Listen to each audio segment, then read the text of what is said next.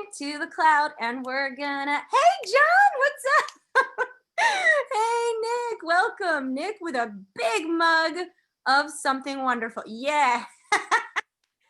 Ooh, that we love to see. Welcome Micah back from the caves.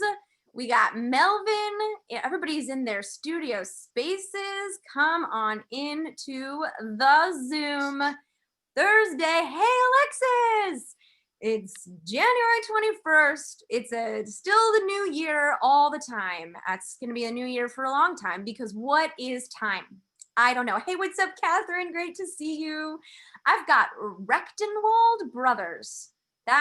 Look, I tackled that name. I wasn't even scared at all to do that. Hello, my people.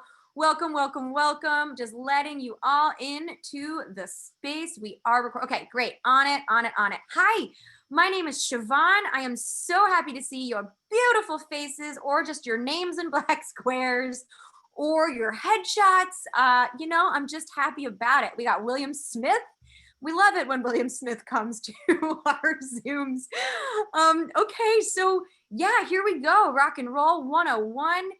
It's fabulous to be here. Welcome to everybody. If you want to put in the chat where you're joining us from. What's up, Dina? Great to see you. Where you're joining us from, and you can just tell us how your day is. I know my West Coasters, it's kind of just starting. We're so happy to be with you. So today's a super exciting day. We've got a guest star who I'm jazzed about. I really haven't seen his face in real time in a year. So it's just, I'm just excited. Okay, what's up? We got just Detroit, we got Reading, we got San Diego, sunny and chilly in the Big Apple. Heck yes, Todd, I'm right there with you. New Jersey, we got Maryland, Texas, Silicon Valley, and we got our Canadians. I do love my Canadian people. David, good afternoon to you. How you doing? I am doing swell. Good afternoon to you. Happy New Year. You. Happy New Year, everyone. Well, this is our second, Siobhan, right? This is our second Ask Me Anything this year so far. But we can still, like you said, wish everyone Happy New Year. Yeah, and you know what? I like to wish Happy New Year up until February, I think it's February 12th, which is the Chinese New Year. So back when we used to do Christmas cards and things and they were late, I would always just say, these are Chinese New Year cards. Happy past year. That was last year you said? No, happy past year. Happy last year. Yep. Well, we're at it. We are on it. So what's up? Okay, so yeah, so my name's Siobhan. I'm the social media and community liaison, human of Edge Studio. You've just said hello to David, our Chief Edge Officer.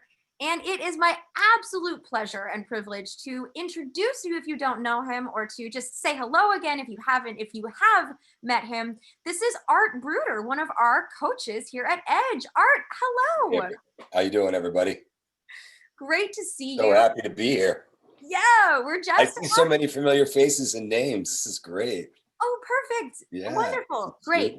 Some former students. Hi. Yeah, Zoom, I've said this before. It's like if you were to have a party and everyone just silently walks in, that's just that's the Zoom modality of things. So if this is your first time at Ask Me Anything, welcome, welcome. Super casual. Some people are already kind of jumping in. Oh my gosh, what's up, Minneapolis people? I love that city. So the way this is gonna work is that you all are muted, of course. Again, it's not that I don't love you. I do. We just cannot have the chaos of the sounds. William, you look so great. I love this neon pink. It's beautiful. Love that. So you're gonna be muted, but you can drop any of your questions in the chat. I will try to get to everybody. If your question is kind of similar to a different question, I might not hit it. I'll do my best to get to everyone. If you're like, oh my gosh, Siobhan never responds to me, I am the voice of the social media, and you can hit me up through Twitter, Instagram, all those kinds of things. I will do my best to take care of you, and I'm happy to see you. I'm going to start us off. So so anything you want to know, you want to ask to Art. Again, we have a full-time working voice actor here at, with us, donating his time to us for this hour. So you can certainly gear working voice actor type questions to him. We, of course, as always, have David. who can answer, engineering, audio engineers type questions for you as well.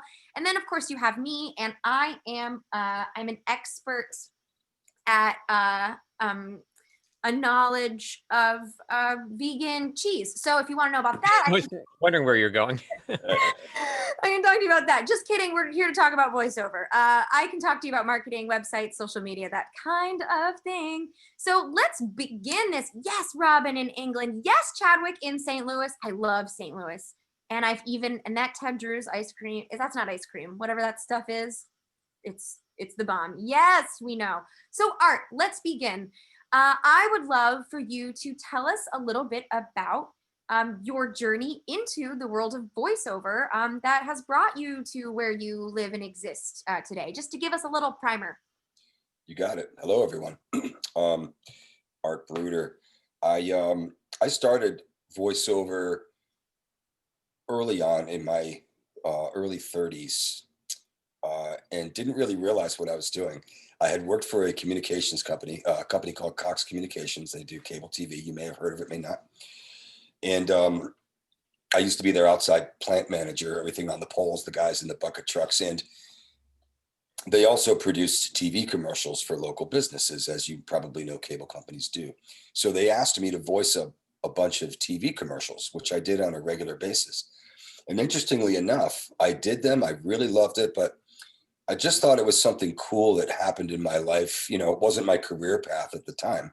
So I did them for about a year.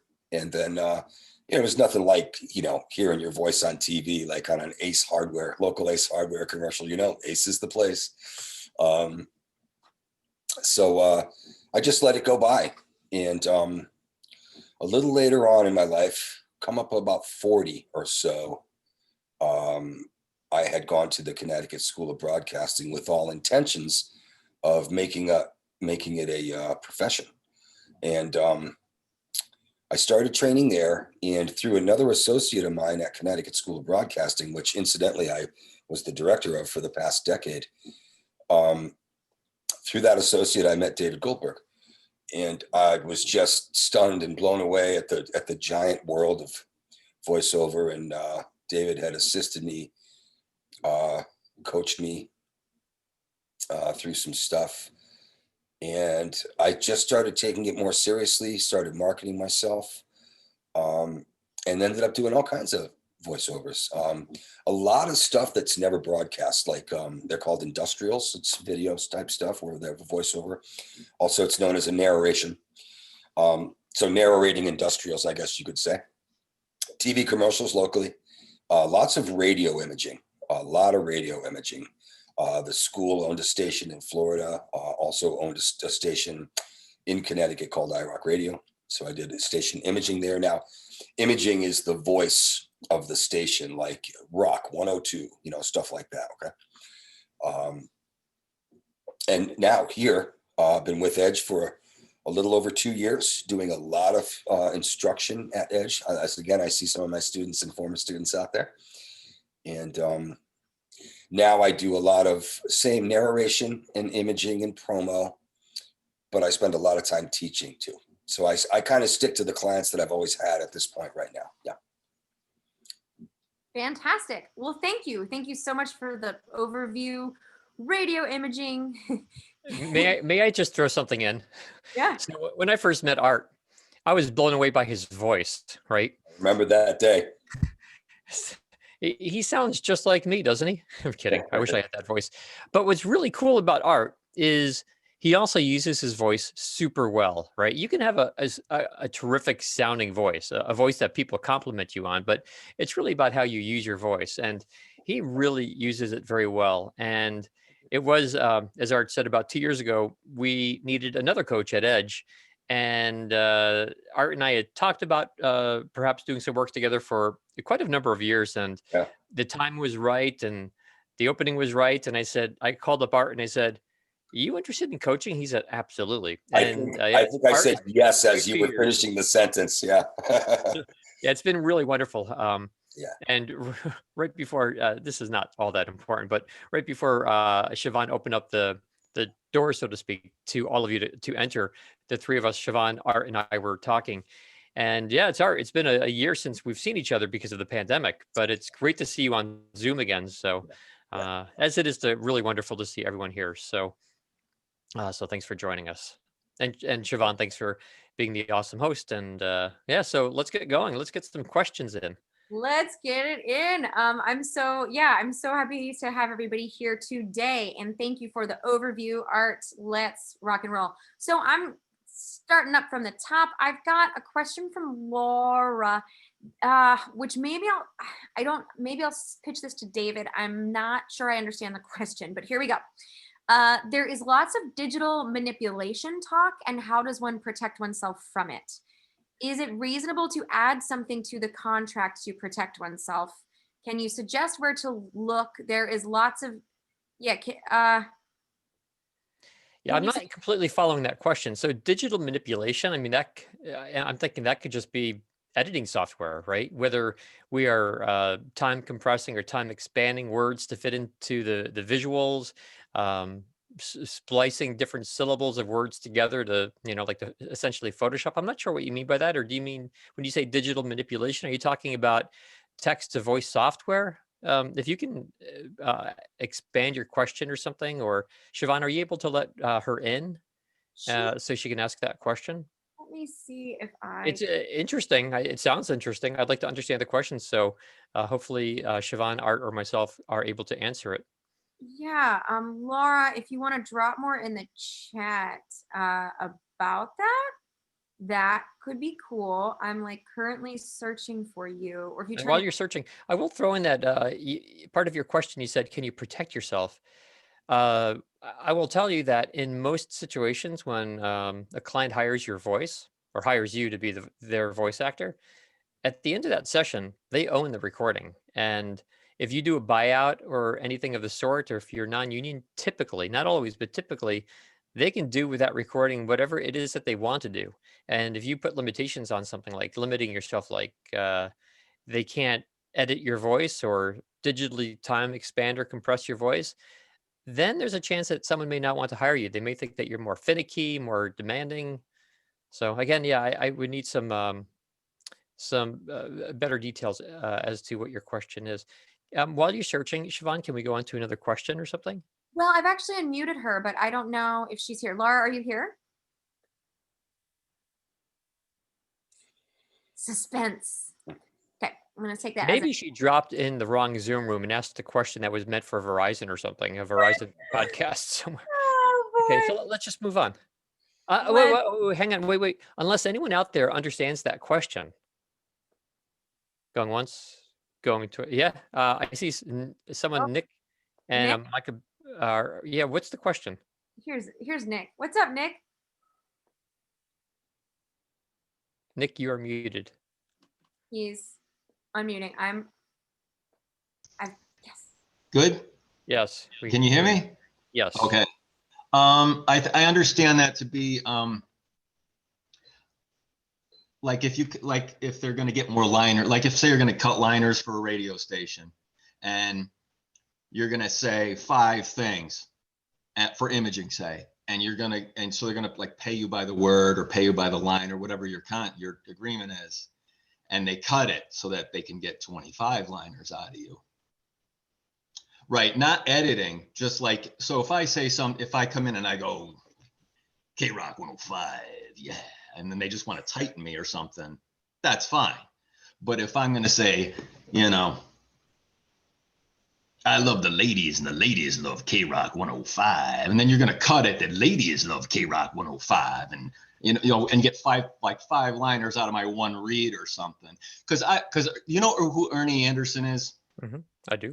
Right. Okay. Big voiceover guy, voice of ABC in the 70s, did a lot of radio imaging. I worked at a radio station who had to work with Ernie over the phone. And he would say, all right, my rate is I'm getting paid for like 10 liners here. So if I hear stuff that's all chopped up on the radio, I'm going to sue you, because you get Ernie Anderson, you get that voice. and you're paying for that, but you're only getting, you see what I'm saying? You're paying for like 5 liners or 10 liners or like whatever his bill was. And then, but you could get in the studio monkeys could cut that up to make it, or even sell it to like another station.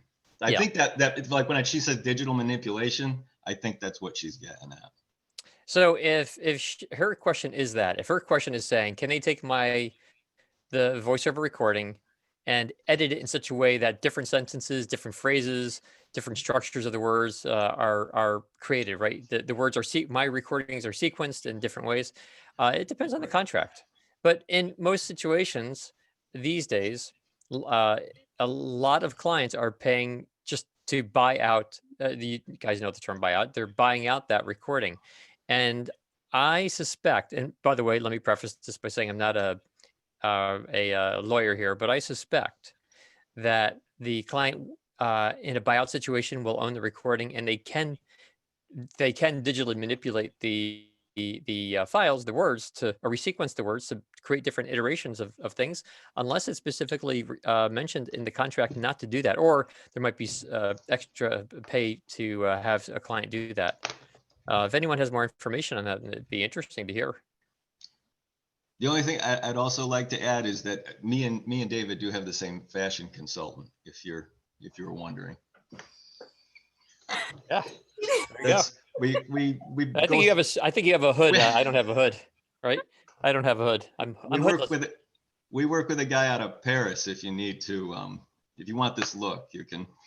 I will tell you that a lot of our clients will record a 60-second commercial, and up front they'll say, look, from this we're going to cut down to a 30, we're going to cut a couple of 15s, but that's all part of the buyout fee. It's typically stated up front, and like I said, the client is clear about purchasing a buyout, and they own that recording, so they can do with it whatever it is that they want to do in most situations. When I do imaging, I expect that, I'll say, iRock Radio, World Headquarters of Rock, or whatever, some other stuff. They'll move it around. They'll create whatever they want. Yeah. So. Cool. And, okay. Art, are you paid extra for that? That's the question. Are you paid No, extra? it's just a bulk. It's just one bulk here. Yeah, you're paid. Yeah. Yeah, it's a buyout. Cool. Okay. Yeah, buyout. Great. Well, thanks, segue. Nick. Thanks, Nick. We appreciate that. Siobhan. Yes. Thank you, Nick. So just to segue from there, actually, when we're talking about payouts and things like that, Art, I'm going to pitch this to Art, actually. Money question, please. How do voice actors typically accept payments? Do you do PayPal? Do you do paper checks? Do you have a direct deposit deal? What are some of the ways you do it, Art? Done. Checks in the mail, direct deposit are the most common, I would have to say. Yeah, especially now with well, I shouldn't say that, maybe they don't correlate, but I just did one for Reddit in the company was in LA, and they mailed me a check that already had taxes out and everything because of all this new, gig law, how they're trying to change the gig pay atmosphere. I don't know if everybody's familiar with that, but there's a big push going on to get gig workers to be employees, which I can't say as if I'm a big fan of or not. I don't want to say, but yeah, I got that one there. I got a check in the mail that was like I was an employee of theirs. It was interesting. Direct from California. So And let me throw in, for the voice actors who we hire in our production department, a lot of them we pay via direct deposit. It's just easier. Yeah. Checks to me seem quite antiquated. It's a longer, more involved process. It's not as environmental. Whatever. We of coerce any voice actor whom we hire to accept a digital payment of some sort. And there are certainly some voice actors who we hire in our production absolutely require a paper check, but it's pretty rare. Even international payment generally doing, virtually always digitally. I will say, oddly enough, there are some voice actors who really hold up the process by not being clear as to how they can receive payment. So I will let all of you know, as voice actors, when you work with a new client, be comfortable speaking about money up front, about how you accept payment. If you are old school, absolutely check in the mail, let them know in your in your initial with them, or if there's a contract, let them know just that you prefer payment in form of a check, and here's my address. Because in those rare situations that we do need to send out a check, most of the time our bookkeeper will say they want a check, but they're not giving me their address to mail it to. So now there's extra work back and forth. Just make it easy for your clients. Let them know how you want payment. Let them know how to pay.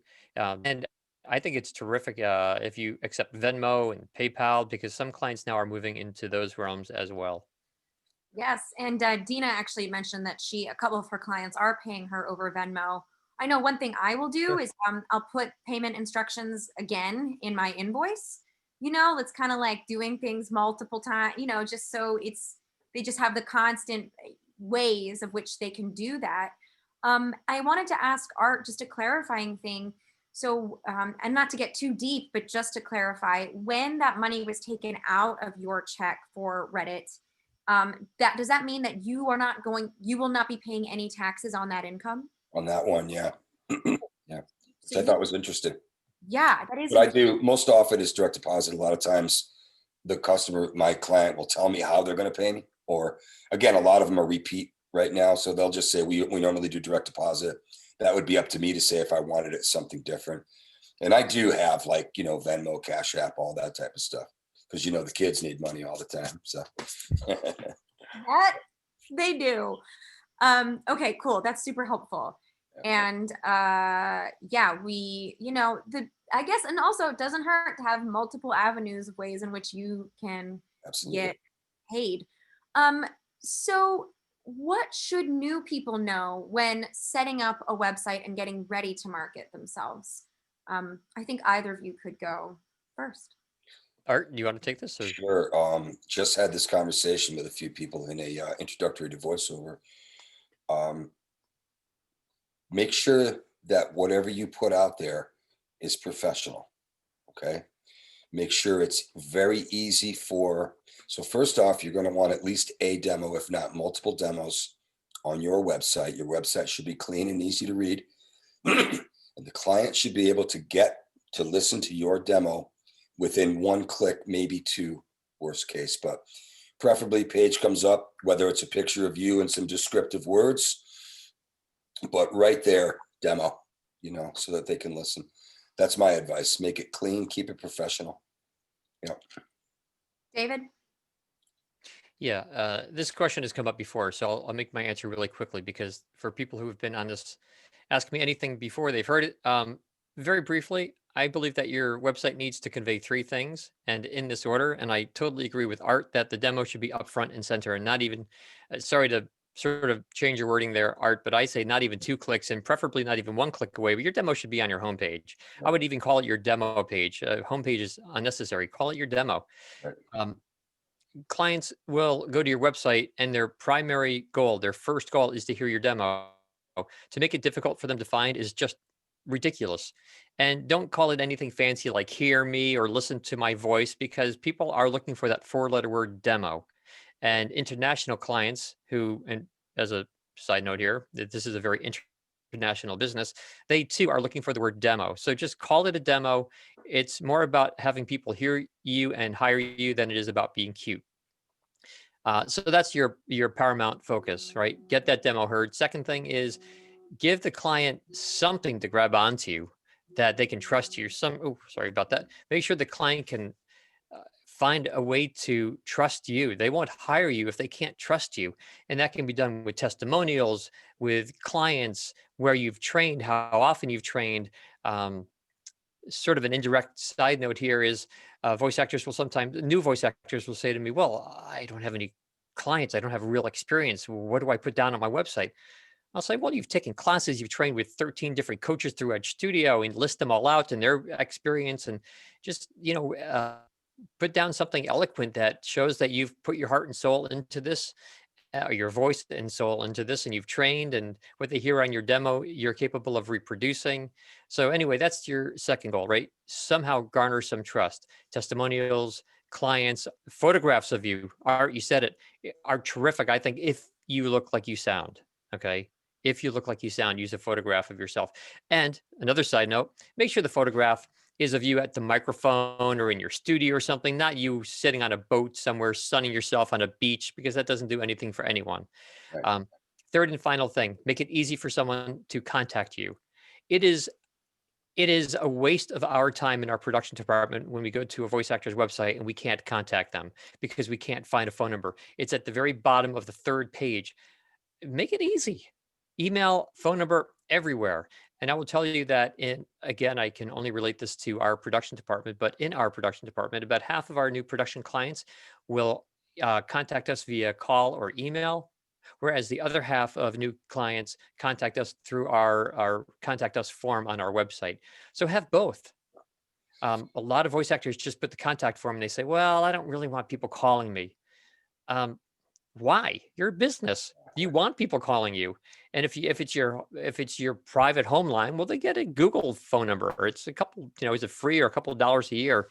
Make it easy for people to reach out to you. So those are your 3 things that I would suggest on a website.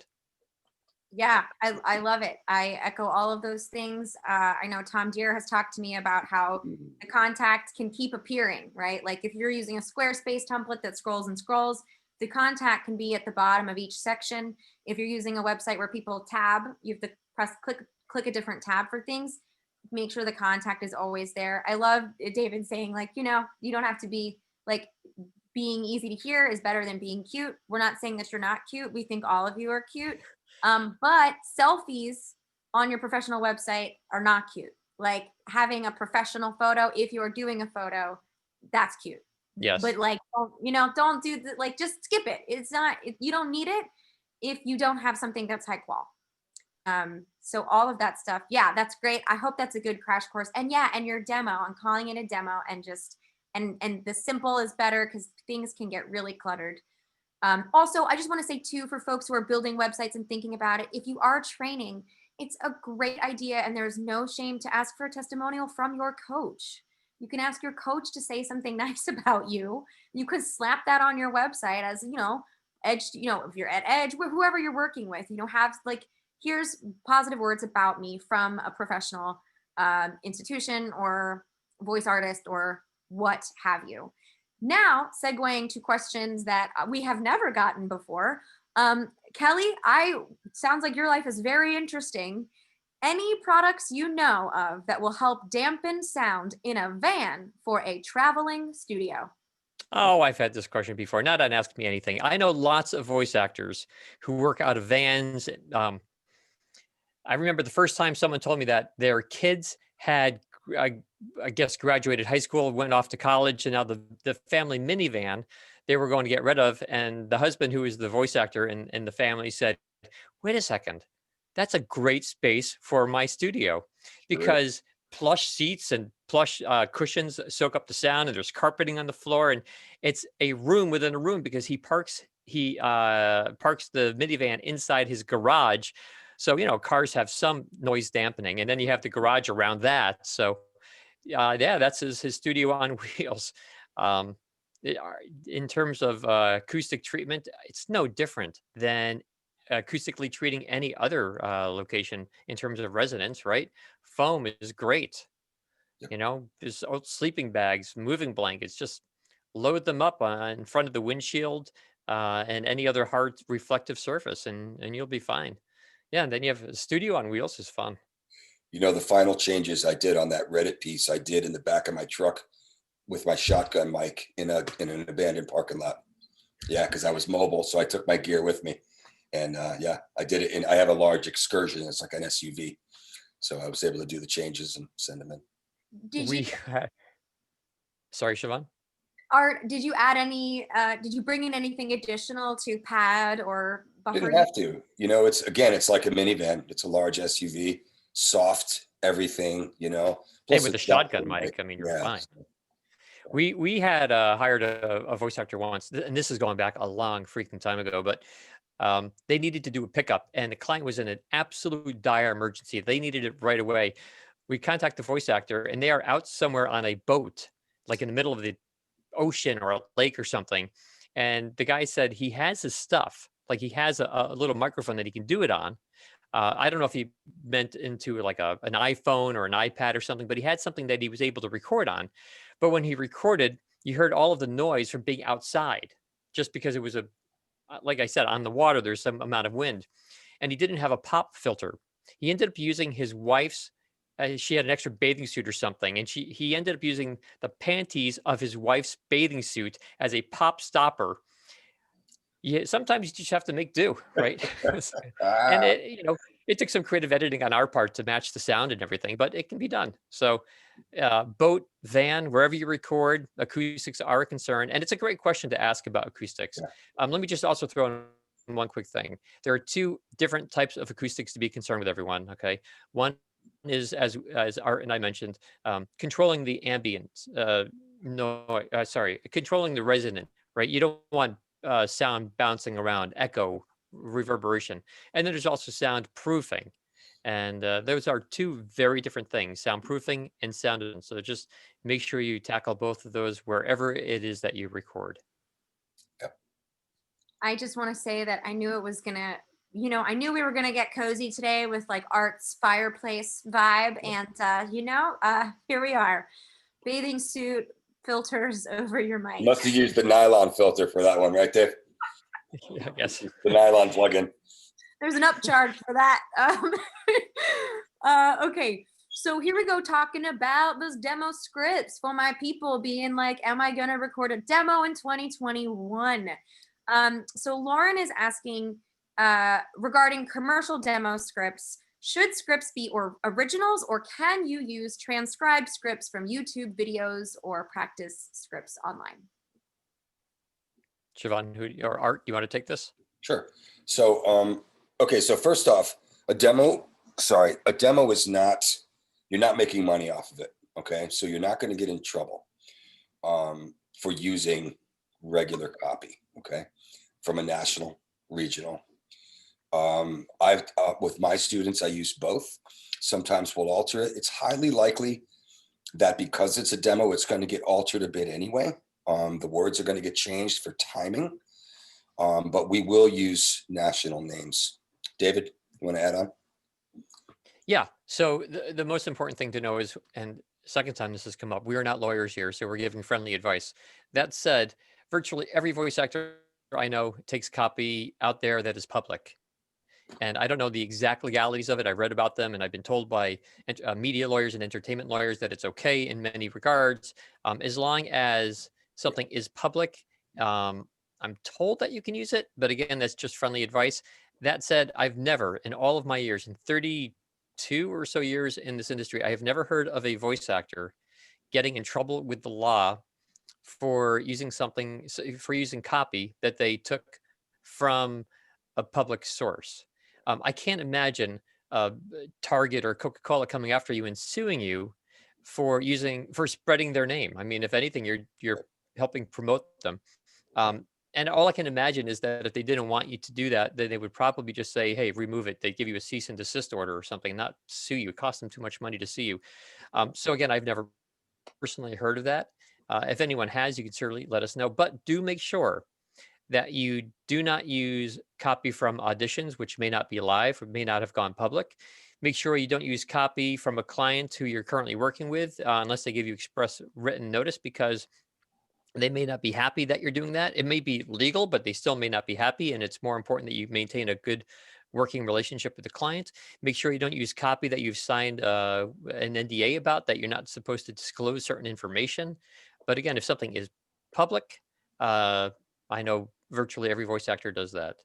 But when we create demos for our students, a lot of the scripts that we use on demos, we do end up writing from scratch, or it's like, as Art said, reformatting copy that we find on commercials or documentaries, and rewriting that stuff and editing that stuff, sometimes quite a bit. I can speak from my experience. My narration demo has there's an app for Facebook called Kill Switch, and what it does is it removes any semblance of your ex from your Facebook. So so I thought this was a very funny and like cool app and I used some of the copy just from their website to condense it into a little spot where I'm like whatever, no more like looking at kissy photos of like someone you don't like or whatever it was, right? It's just sort of is like using that, knowing that that was my wheelhouse of like millennial speak, and making that work for me just based on the copy of how they promote, that app. This is going to go to Art. First of all, Chadwick says that you definitely have an inner world voice. Yeah, thank you, Chad. And have you ever done any TV affiliate work? No, although I've been watching some stuff about that actually, but I haven't, not on a regular basis. So the way I see that is, you are coupled in and they rely on you on a constant basis. Okay. So I have not, only a little here and a little there.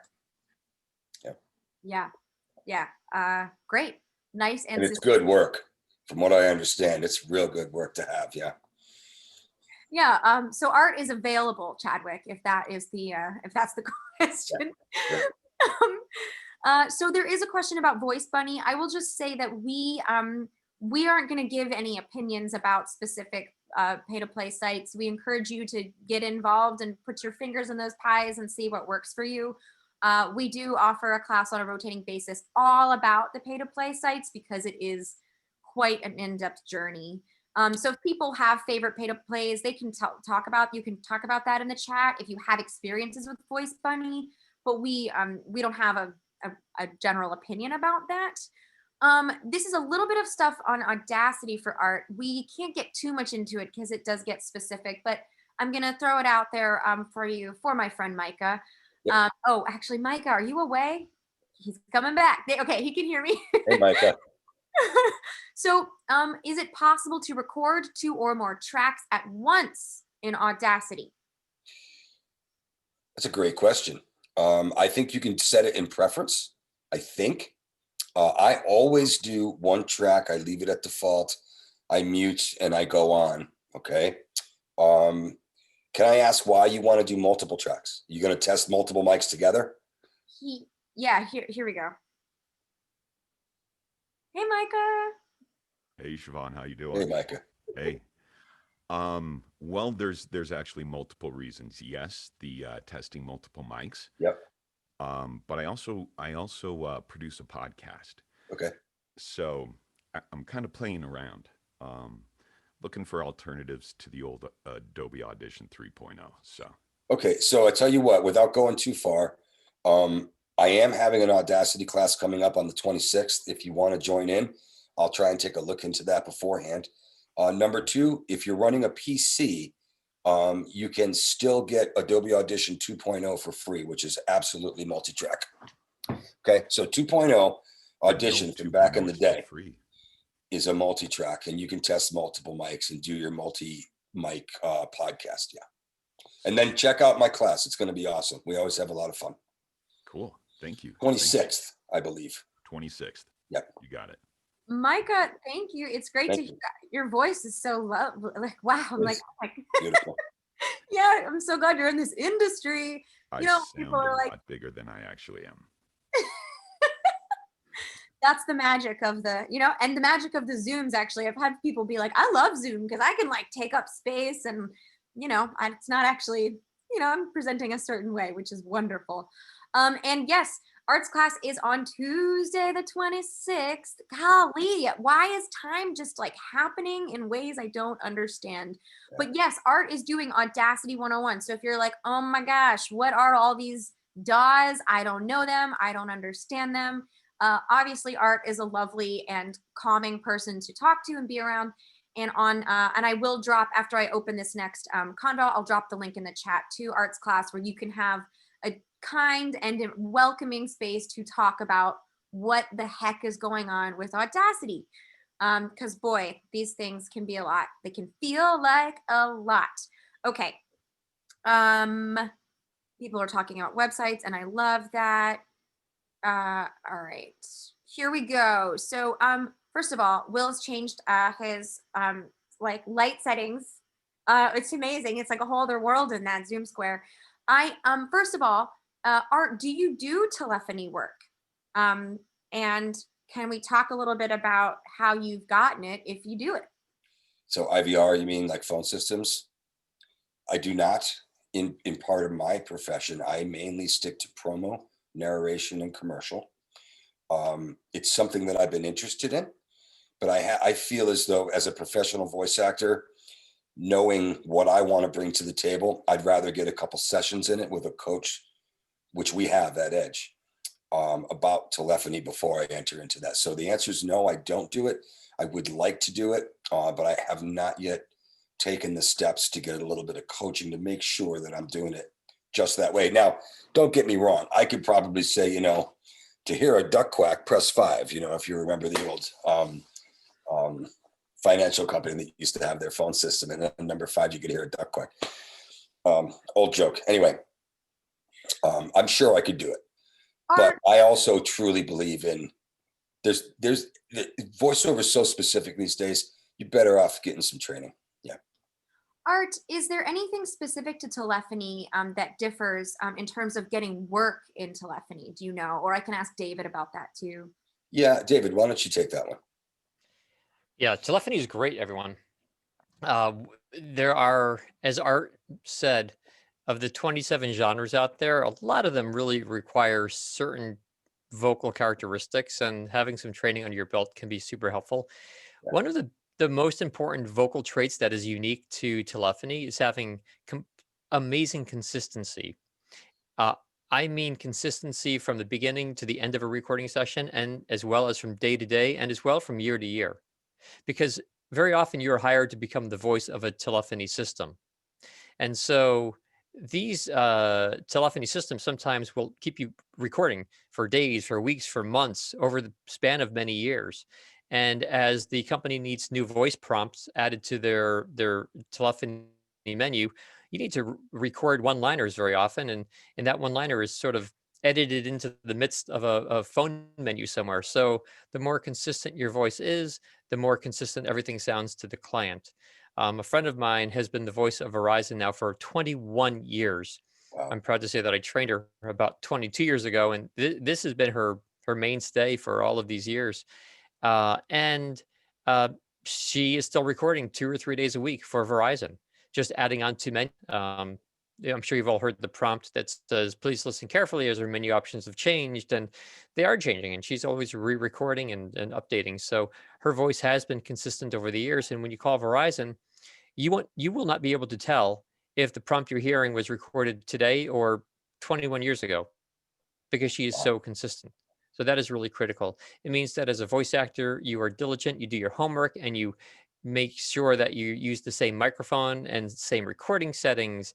And if you purchase a new microphone one day, or a new EQ or new software, whatever, you keep the old one so you can match the recorded sound. And you put tape on the floor where you stand, so everything always sounds the same. And if you do travel, you make sure you take that exact microphone with you, because Verizon, a 21-year-old client, is relying on you. So it takes some professionalism, but if you get this kind of work, it's very, very, it can be very lucrative work.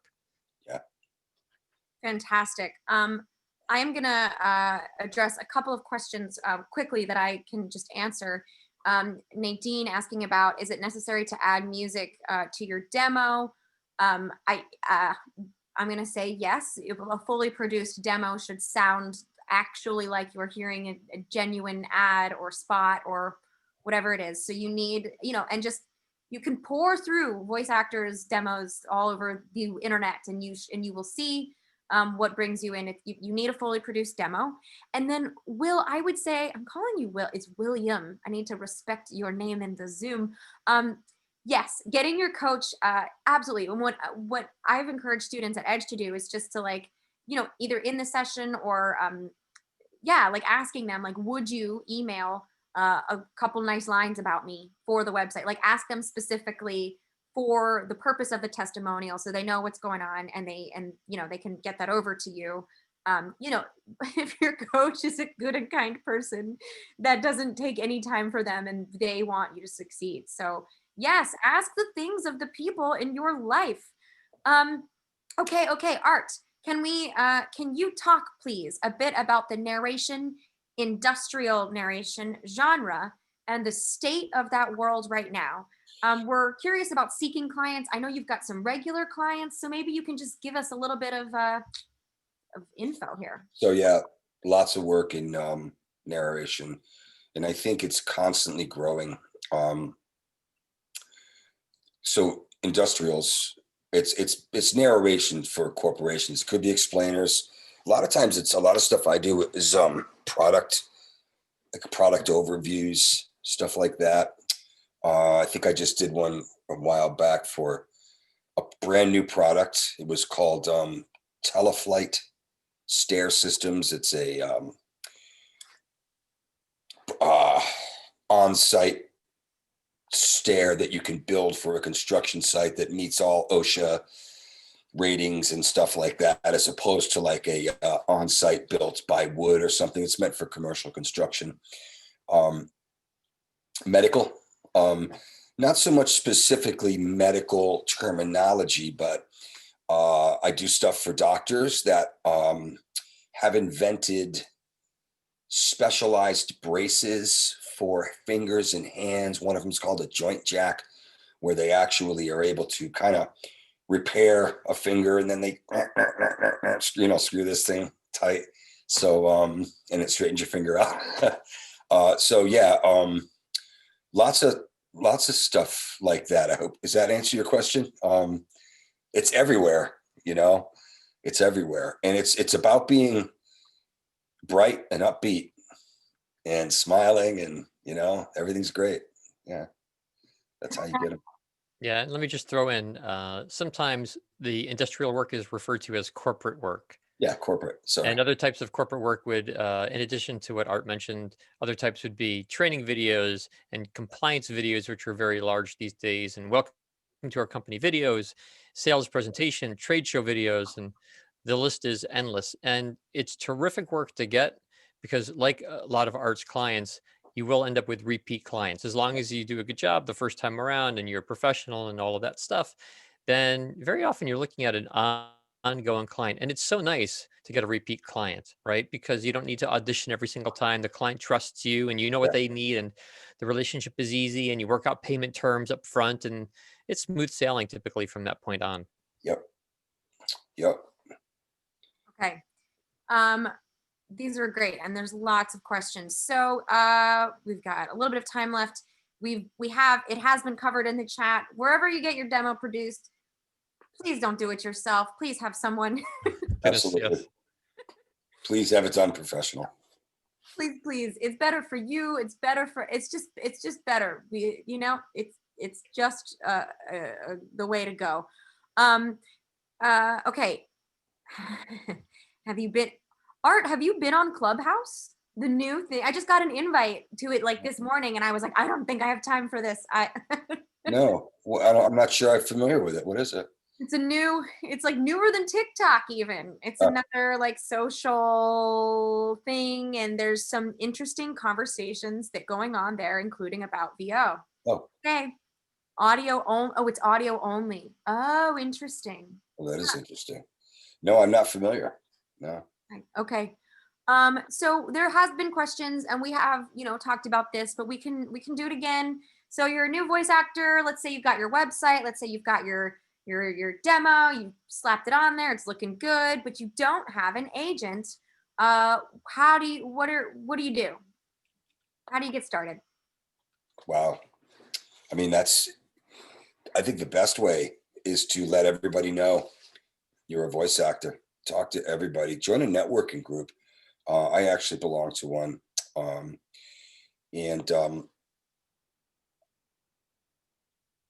If you're going to market yourself, you need to have your website.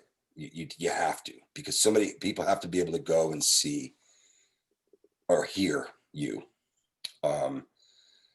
You can get a hold of, I've gotten jobs just from talking to companies, a machining company that a friend of mine worked for. I talked to them, and they just happened to need some training videos. So, which meant voiceover.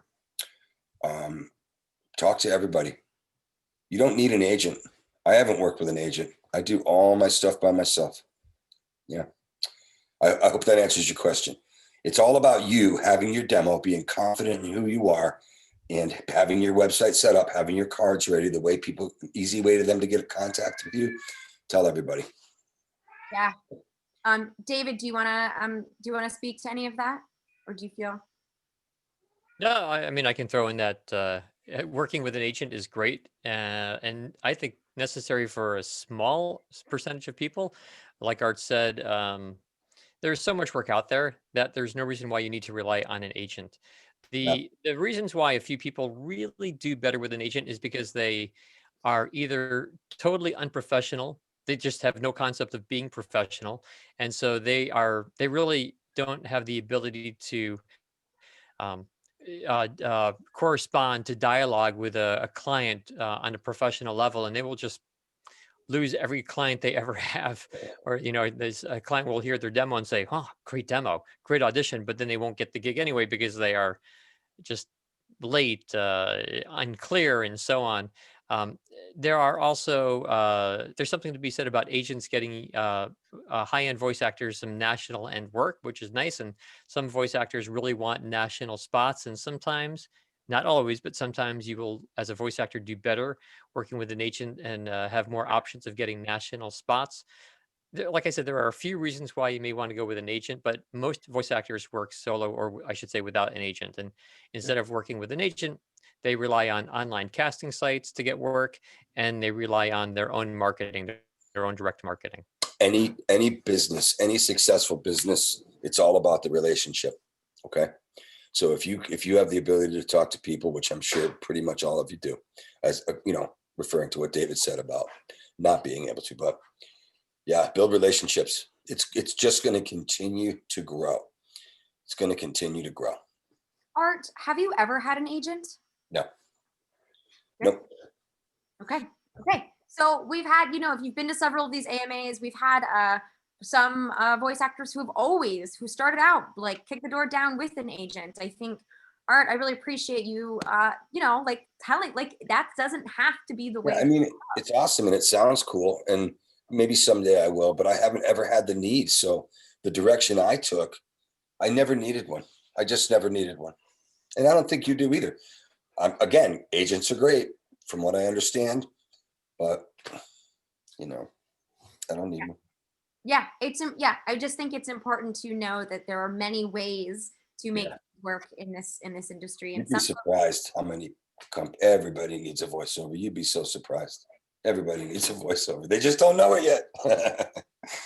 Yeah. And we've said this too. I've certainly, I work in social media as like a thing, and it's really, you don't know who people know. Like I've booked gigs just from people who have seen that me talk about voiceover, and they're in my social networks, right? They're on Facebook, and I did a ASMR thing recently because they were like, oh, we know you're a voice actor, and we know, and I know you personally, right? So there's a lot of that can happen, which does mean being on social media, whole other thing. I know we've got the feels about that. So let me throw in something though, because Art, you said tell everyone that you are a voice actor, and I agree. Like all of you should be doing that. You should be spreading, your name and your profession. But be mindful of how you describe your profession, because if you say I'm a voice actor, then most people think commercial. So, and commercial is one of the 27 genres out there, and it's estimated to be about 3% of the work.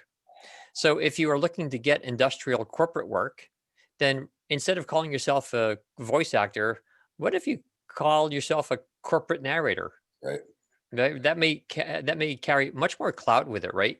If you contact a corporation and say, "Hey, I'm a corporate narrator," that is much more meaningful to them than a voice actor. Because if you say I'm a voice actor, the HR department or the media department or the training department at the corporation might say, well, that's commercial. We have an ad agency. We have a marketing department for that. We have no need for you.